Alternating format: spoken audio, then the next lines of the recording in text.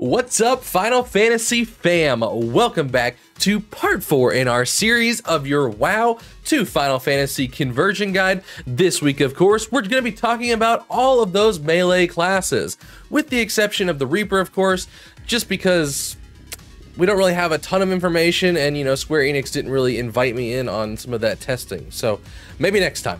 But we will still talk about the 4 classes that are available to you in Shadowbringers, so let's get started. Starting off, let's talk about the very jumpy boy and everyone's favorite meme DPS, the Dragoon. Of course, we all love the Dragoon just because of its mobility, even though it can sometimes get it killed. Being able to jump into a boss fight, do a quick jump in, back out, and just a retreat altogether makes it a highly mobile melee, even if it does end up making you the floor tank.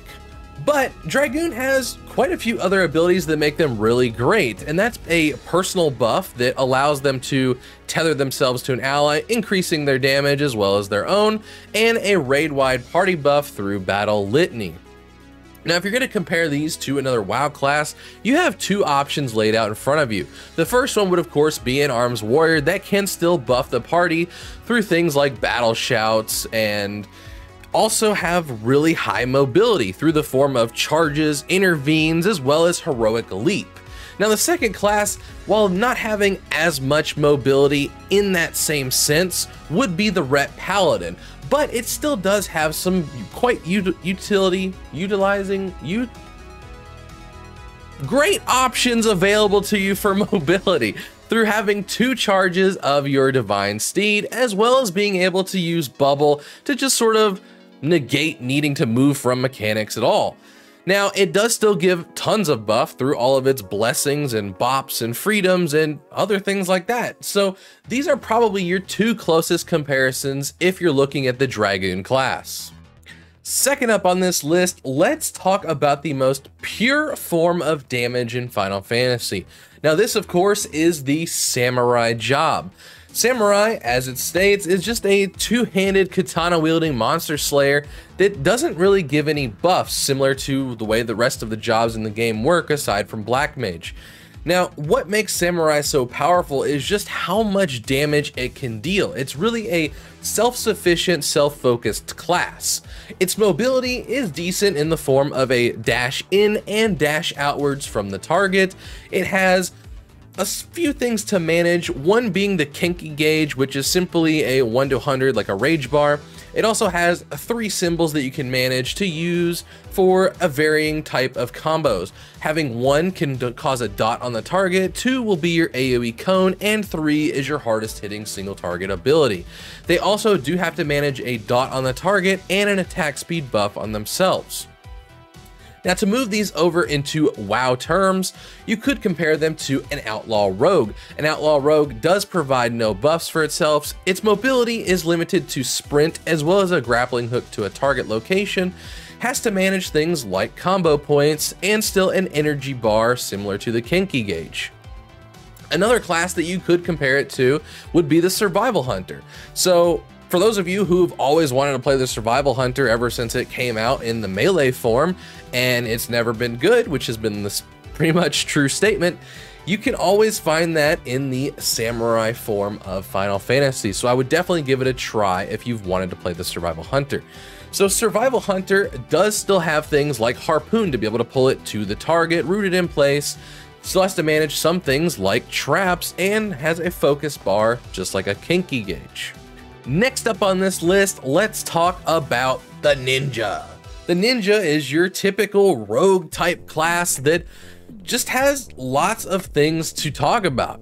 It's got stealth that may or may not be useful in most situations, considering anytime something is in front of you, it still sees through your stealth no matter what. It doesn't work in WoW the same way where it has an eyeball icon to let you know it can see stealth. So it's more or less just a fun tool rather than really useful tool. Ninja also has a really great mobility. It's probably one of the highest mobile classes if you don't take into effect the cooldown on its effect. Now, it can teleport by throwing a smoke bomb on the ground to any location that you put your cursor. Now, this makes it really strong for being able to greed on a boss fight. you know, really get that uptime on that boss before needing to pour it out at that very last second. It has an interesting style of gameplay through these 3 types of symbols, I guess you would call them probably, and performing them within certain orders is the trickiest thing about the class. You need to memorize sort of color patterns of Simon Says, I guess, if you're not really good with names. So whether that be blue, orange, yellow to maybe unlock, you know, attack speed buffs, huge single target hits, or using an ice spell that unlocks the ability to use items that usually would need stealth. There's just a ton of things about the ninja that I like that makes it really fun to play. And it does have that sort of higher skill cap to play at a very good level. And believe me, when you mess up your combo rotations, you notice it, and everyone else around you notices it as well, because you get a giant little bunny that pops up on your head letting everyone know that you messed up that combo. You know, obviously if you're going to compare a ninja to anything, it is straight up a subtlety rogue in WoW. There are things like the Shadow Dance ability that allow you to use things that would otherwise need stealth. You still have to maintain an attack speed buff that I forgot to mention that Ninja has. With Slice and Dice, it also maintains bleeds on the Ninja through things like Rupture on that rogue. And just overall has the same sense of feeling and playstyle, but probably a little bit more engaging and challenging.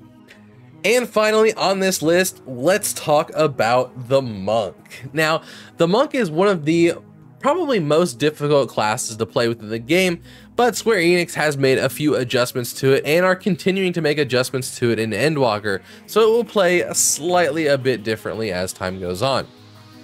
But as far as its utility is concerned, currently in Shadowlands it has the ability called Shoulder Tackle that allows you to charge to a target. Now there is multiple uses of this, and moving forward into Endwalker they're going to rename the ability and allow you to charge to allies, giving it even more mobility usage.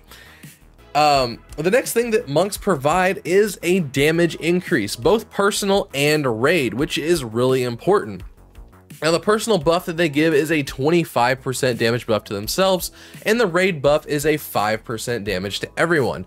Now the great thing about both of these cooldowns is they are both 90 seconds. Now they line up perfectly and allow for some crazy insane burst. But the drawback to playing a monk class is if you are not familiar with Final Fantasy sort of positionals, it can be overwhelming with just how fast the class plays. Needing to always adjust yourself from the flank to the rear multiple times throughout a fight over and over can be very daunting for new players. However, if you play either a Windwalker monk or an enhancement shaman in World of Warcraft, you might enjoy this class. Now the monk, other than being a monk, obviously, it has pretty good mobility through the usage of rolls. It might still have flying kick, I believe. Does provide burst whenever it can lay out Zoo N if they still have that ability, and storm, earth, wind, fire, rock, that thing. It it can also give a raid buff to everybody in the form of the 5% damage that it provides. Now while the enhancement shaman doesn't really quite live up as close as the Windwalker, it does still have Ghost Wolf for mobility purposes, can still lay out some pretty good burst with its wolves, and still provides that raid utility with heroism. Well, that's it for this video, guys. Thanks for tuning in. As always, hit that like and subscribe button. Feel free to leave comments down below on maybe your own experiences of class comparisons. And if you are making that transition from WoW to Final Fantasy, or even if you're a veteran player of Final Fantasy, be sure to check out some of my YouTube shorts or reels on Instagram. We do a tip of the week every so often, and well, I guess it's every week technically, since it's called tip of the week. But it's just fun skits where we inform you on some things that some of you might not even know, even as veteran players.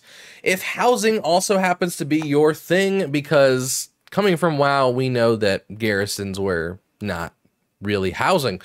So you can always check out our new series that we've launched called House Wars, where we pit together 3 houses, tour around all of them, and pick out our favorite.